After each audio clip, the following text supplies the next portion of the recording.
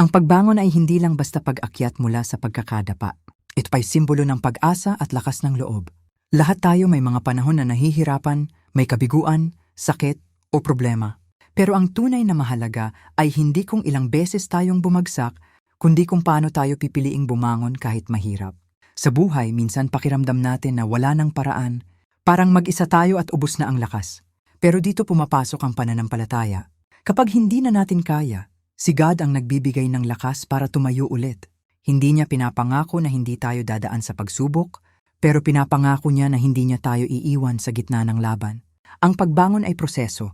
Hindi kailangan na sa isang iglap okay na agad. Pwedeng dahan-dahan, isang hakbang bawat araw.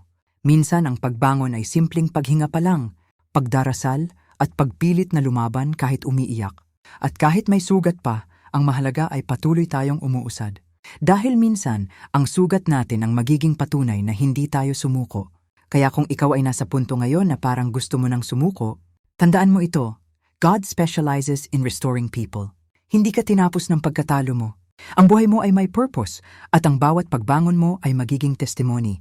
Bumangon ka hindi dahil madali, kundi dahil kasama mo si Lord at sa Kanya may panibagong lakas, panibagong simula at panibagong pag-asa.